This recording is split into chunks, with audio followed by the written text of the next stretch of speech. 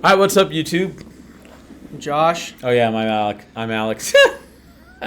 Oh man, we going away for a few days and you forgot our whole intro? I really did. Man, We're Sin City Reacts. that is us. Back at it. All right, real quick, we're going to talk about the news and follow up with our football picks. So, Big news story over the weekend and really around the world right now, man. The terrorist attacks in Israel. yeah, a lot of news going on with that. And real quick, before anyone gets into it, yes, our source is Fox. Yes, I realize it leans right wing, but I am aware of that, and I am aware to also be cautious not to believe 100% everything. But still, nonetheless, it gives you some facts, and you can just take the facts and leave out the opinion. Right. That's the way I like to look at it. So, but the one right there is the big one from today that kind of struck me. Now we've raised the count to 22 Americans, with another 14 that are unaccounted for, and they have no idea how many Americans were taken hostage. Now, are these dual citizenship Americans? No. So that's the other thing that I've looked up now. In order to be an Israeli citizen in Israel, you cannot hold dual citizenship. Kind of like the U.S. Well, In the U.S. like that? no, the U.S. you can hold dual citizenship. Oh, okay. Because you can be Canadian American. Oh, gotcha. You can Yeah. be Mexican American, and you can have both of those things. Okay. But in Israel, you cannot hold dual citizenship. Okay. So you could come to the U.S. and be a dual citizen, but you can't go to Israel and be a dual citizen. Is the way that I believe it. If that's not correct, obviously, put a comment down there. Let us know. Educate us. I always want to be educated. But I know that a lot of people had to denounce their American citizenship in order to become a Israeli citizen. So these are true Americans that were visiting and or were on some sort of visa or were some sort of, they haven't said that anybody was political yet, but I'm sure that there's got to be some sort of foreign affairs thing going on there. Gotcha. But they said that they don't know how many are hostage. They do know that Americans were taken hostage by the Hamas terrorists, but they do not know how many were taken yet. Okay. So that number's still kind of staggering. The last I missed news yesterday completely. So the last I heard anything was Monday, and I know Israel has struck Gaza, the Gaza Strip. They've opened it up now. They had 450 last night. I was watching. I think it was 450 different airstrikes over the course of the day, and I think it was like 200 were in the last hour. Okay. So they're bombing run everything right now. They haven't sent troops in yet? No, they were preparing ground forces to move in, but they were just kind of staging everybody. Okay. And they say that ground force is imminent. But Israel, I was looking at this as kind of, you've heard Israel say, this was our 9/11, trying to equate it to Americans, and for us to kind of understand the magnitude of this kind of attack and this thing, to equate it to our 9/11. Uh-huh. Well, if you remember, our response to 9/11 was Operation Shock and Awe. Yeah, and Israel said what they do is going to change the Middle East. Oh, and their whole thought process is that here's your time frame. This is when we're coming. If you're still there, you are considered a combatant. Nice. And they've said that we're going to leave no infrastructure of Hamas there. If there is any sort of Hamas insignia, any sign of it, we are leveling it to the ground. Okay. And so, the kind of crazy thing about Operation Shock and Awe, which is basically the same thing we did when we went into Iraq, was, hey, we're coming at 10. If you're still there at 10, guess what? You are our combatant, and that's it. But Israel doesn't have the same, I don't want to use the word liberal because that's not the right term here, but the same sort of sympathetic, I guess is a better word. They don't have the same sympathy that we have or the same rules of engagement that we have. Mm-hmm. And so they aren't going to just stop.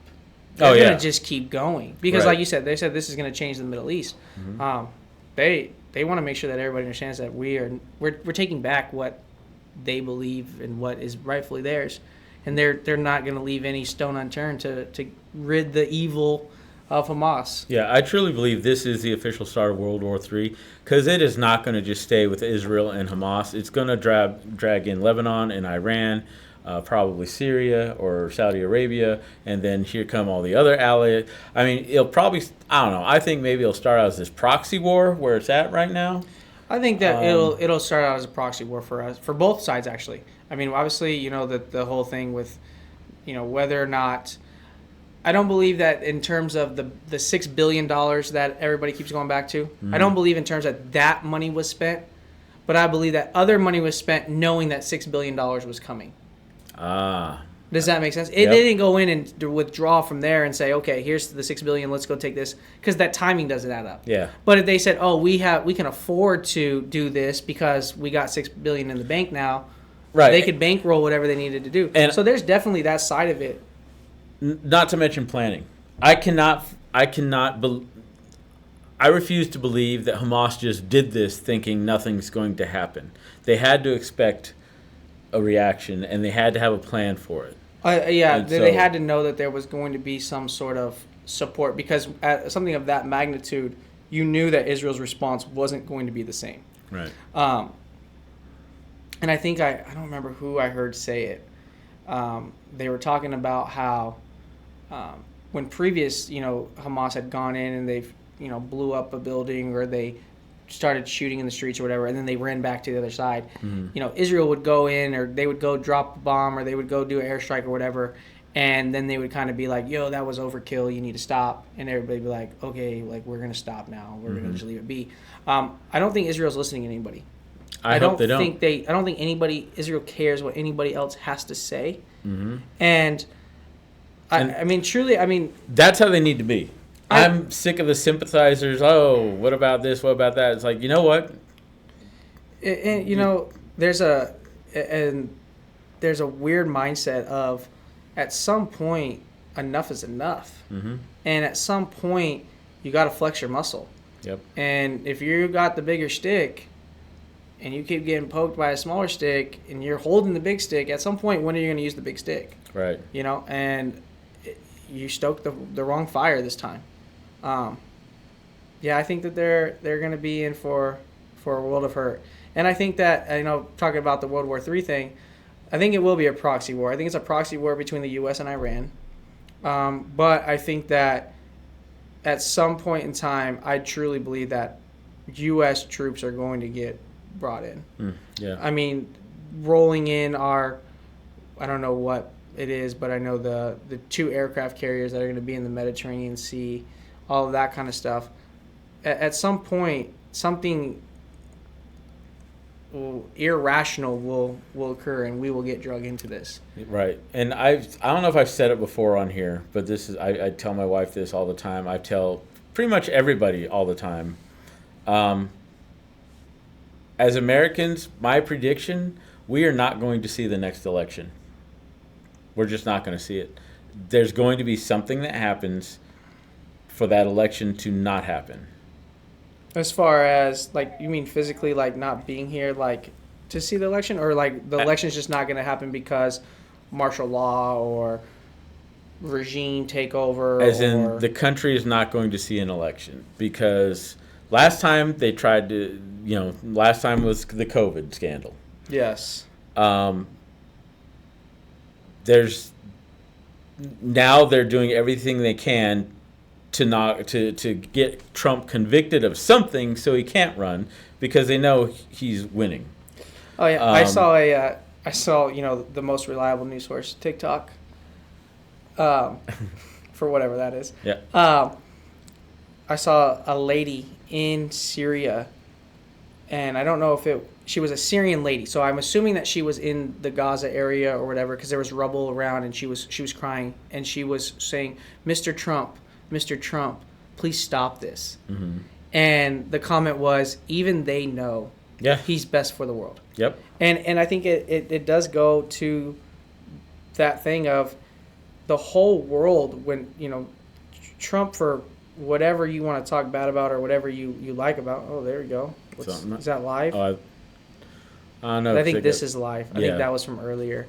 But his foreign policies, he had everybody in check. Yep. Whether it was because they were scared of him or because of whether they respected him or whatever, it doesn't matter why. The reality of the situation was everybody played nice. Yeah, no matter what you say, the fact is no new wars were started. Exactly. And everybody knew that because I always tell this the same thing, telling it to my wife, everybody knows who has the biggest stick on the block. The biggest, baddest person on the block is the United States. It doesn't matter what anybody else says. Right. Military-wise, we are the biggest, baddest on the block.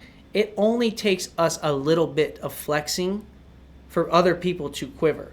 Yep. I mean, you could pull up all of the different stats of spending, personnel, of actual artillery and planes and everything. I think it was like the top 5, like most fighter jets. 3 of them are the U.S. Army, the U.S. Air Force, and the U.S. Navy. Like, of countries. I was actually just thinking, I was like, name one plane that can go up against a Raptor or an F-35. There's not a single one. There's not one. Or when we're out training everybody else's fighter pilots. Yeah. Like, what are you going to do? Like, this is just who we are. And there's a reason why. I saw another TikTok. TikTok is a great news source. I hate the commentators. The facts are great. If you just take the facts for what it is, take it and just right there, first-hand source. And hold that thought for a moment. That is why, even though the right-wing propaganda is all, we got to ban TikTok, we got to cancel TikTok, China's stealing your secrets. What are they stealing through TikTok? Twerking? Yeah. Like, really? No, they're stealing it through other ways. But here's the thing. If you watch my last channel, On the Real, our very first episode was about the coronavirus and the lockdowns. I knew in December of 2019 that China had a lockdown and was spraying some crap into the streets while everyone's wearing hazmat uniforms, not because it was on the news, but because it was on TikTok. And then a month or 2 later, the U.S. finally, there's this thing going on, and there's lockdowns and stuff. Yeah, no. It's first-hand source. But again, it's the commentators that ruin it. You got to remove their opinions and everything else. Right. The media wants it banned because they can't control it. Exactly. And they can't control the information. Exactly. And it's money. And it all comes back to big, conglomerations and everything else. Right. Anyway, back to your... But the TikTok said, who was it? Hezbollah and Hamas are about to find out why we don't have free healthcare. And it was all of our aircraft carriers, destroyers. It was an A-10 with a 6 squadron of F-22s, 2 Black Hawks, all flying in formation. And then it had to have been that's awesome. 10 different ships. And it was like, because all we do is spend every extra dime we have on our military. As we should. Absolutely. There's a reason why the last war that was fought on the U.S. soil was between the U.S. in the Civil War. Every other continent has had a war fought on it. Yeah. Aside from ours. Because nobody wants to mess with us. Yeah. There's power in that. Yep. And there should be power in that. And it's unashamed. Not to mention the majority of the U.S. citizenry is armed. Oh, well, that's the other thing. That's a whole nother. I tell my wife that all the time because she's, we talk about the southern border and all of the, all the fighting age males that are literally infiltrating the U.S. from there. And I go, they don't really want to start a war here because aside from everything else, the largest standing army in the entire world is the U.S. gun owner. Yep. What are you going to do when, there's more guns here than there are people? Yep. What are you going to do when that happens? Because there's going to be people like myself, I'm sure like you, that if there's an attack on U.S. soil where you're really talking Red Dawn style, right, then people are going to take up arms. Yeah, We're not going to just sit back and allow this to happen. I don't know about you, but I've never met a gun owner that has just one gun. No. So not me. There's that. Yeah, not I. Yeah. Not I. So remember we like hunting. Remember we had a. Oh yeah, it's all about hunting. It's all about hunting. All right, so we could talk about this forever. Let's wrap this up. Get into our how our NFL picks turned out. and we'll come back to this definitely. Oh yeah, this is not going to end today. That is for sure. So Right. we'll have lots to talk about. So week 5. Week 5. Let's what see. a week, huh? A lot of different upsets and things that were completely out of the norm. I watched. I don't know about you, but I watched a lot of games on. It's actually probably the most games I've watched was this week, and it was wild. So, I paid attention more than any other week because I had because you had some picks. picks on it, but apparently I lost. Well, I mean, if you watched our last video, you guys knew there was a difference between who was picking with knowledge and intelligence and who was picking with their gut. Hey, I didn't get creamed. You did not. That's true. The final tally was I got 8-6, 8 wins, 6 losses, And I'm 9-5. 9-5. So we will keep doing that and see how we do at the end. We might want to just keep all of them, see how we end up at the end of the season. Yeah, we're gonna have to. We're gonna have to keep a running tally on there So- for them, so everybody can see what ours is. Yeah, in baseball news, if they're not already out, they're on their way out, and that's the Orioles. Texas is They're Rangers. Oh, they are gone? Yeah, they eliminated Okay. them last night. Rangers are Rangers. Are out. Dodgers are on their No, way the out. Rangers are in. Rangers are in. Rangers Orioles are out. in. Dodgers shit the bed, and they're about out. Sounds about right. Yeah, it's Choketober, Yeah. and I'm a diehard Dodger fan, but I gotta say I've been salty since last year when you have the best team in baseball and arguably the best team in the history of baseball, and then they just don't even show up for the World Series. I haven't really watched a lot of their games this year, and it looks like a repeat of last year. Over 100 wins. And, You guys will. yeah. I mean, you guys are always going to have a lot of wins because you play in a very weak division. Even though I know that your division's getting stronger, it's still relatively weak compared to the rest of the stuff. And you're the only team, I would say, west of Texas that has an owner that says bankroll. Yeah. You know, nobody else. I mean, you guys are always in the top. I mean, if not 1, 2, 3 of payroll. And nobody else. I mean, you look at all the other teams, the Mariners, the Angels, the Padres. I mean, shoot, the Oakland A's. Those guys, none of those guys are spending money like you guys are. So, I mean, you're always going to have good teams, but it's all about what happens in the playoffs. Yep.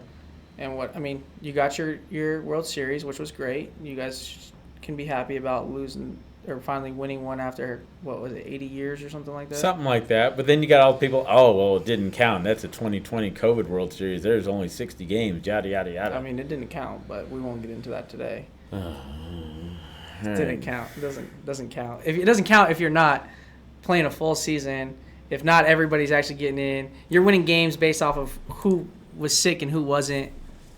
I mean, come on now.